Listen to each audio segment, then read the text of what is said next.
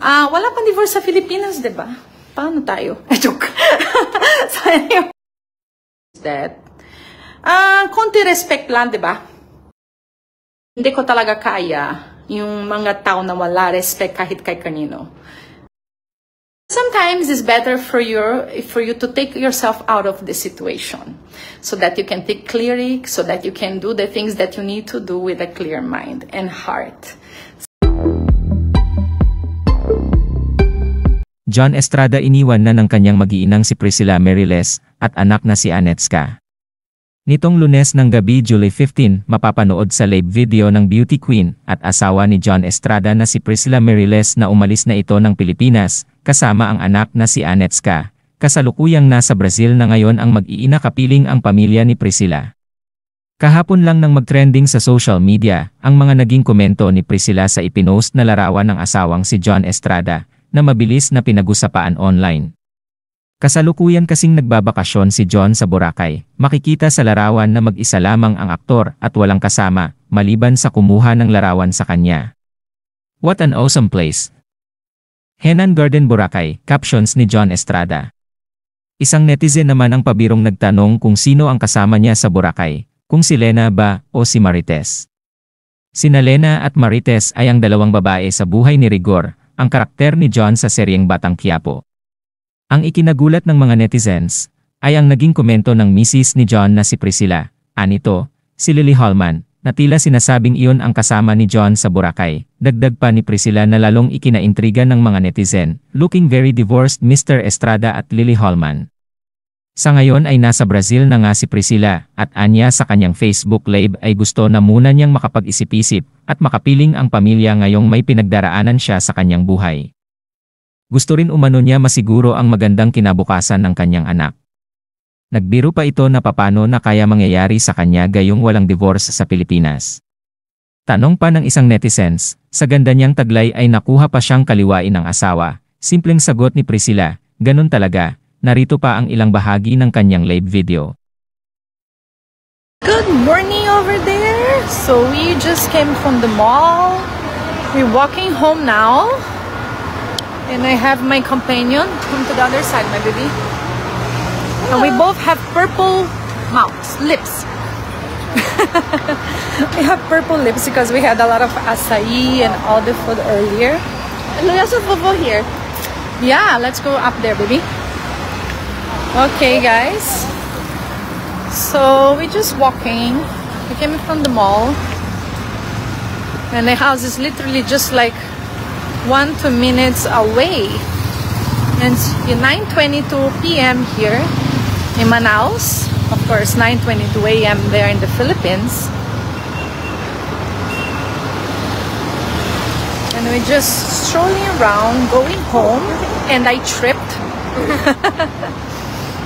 And we're going home. It's just here, just there, over there. So we're just gonna cross the pedestrian. So how are you guys doing over there? How is the weather over there? Just gonna cross the road there. And we are super full from all the food that we ate. So my love, what is your favorite on the food that you tried tonight? Acai. The acai? Okay, aside from the acai. You know, for the fish, and then we had some takaka, we had tanpaki, takaka, and then we also had the casquinha de caranguejo. Which one did you like the most? I think it was the fish. You like the fish? Yeah. It's really good, right? Did you like also the crab meat? Yeah, that's my second favorite. Second favorite? Yeah, it was really good. And it's really so yummy because lahat ng mga fish dito, like the tambaki is from river. We don't really have beach here. The beach is river beach. So the food, the fish is very fresh. It's very good.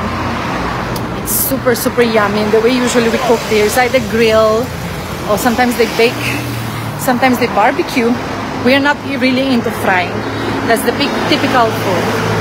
But here, we're home already. So we're gonna go inside. I mean, although it's quite fast,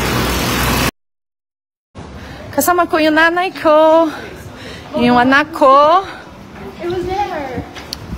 At Ali, Bobo. No, it's a different one, baby. No, here.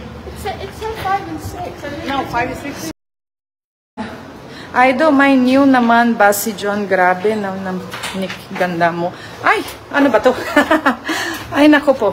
Ganon talaga yung buhay. Eh, wala naman eh. Wala ano man. Ganon talaga eh. Itong ano nangyari, respeto lang yung gusto ko humingi sa kahit sino. Kasi, pati, especially kami mga babae, di ba? We deserve respect. So, yun lang po. So, respect ko lang gusto ko humingi kahit kay kanino. Kasi, palagi ko binigay na respect sa mga tao. Eh, pwede man pumunta sa out of the bansa, di ba? Pwede pumunta kayo. Hello! Back ba ako? Ano nangyari? Ay! Napuputo ka, madam. Oh, sorry eh. Kasi yung internet connection siguro medyo hindi maganda. Tapos, sino pa iba? Si mag-divorce na John Mona Ana ni Rigor. Wala pang divorce sa Pilipinas, di ba? Paano tayo? Joke. So anyways, joke lang guys. Anyways, basta, yung gusto ko sabihin, yung naputol ako is that, konti respect lang, di ba? That's not much to ask, just respect. Konti lang eh, di ba? I think that's madali. Just to respect people, I think it's a must. We need to respect each other, we need to respect people. Eh, hindi ko talaga kaya yung mga tao na wala respect kahit kay kanino. Certain things that we need always to respect is family. We need to respect mga magulang. We need to respect mga asawa, tsaka mga anak, di ba? So, yun lang sasabihin ko. Respeto lang yung hingin ko sa kay kanino. Ayun. So, anyways, going back to live natin, mas interesting to eh.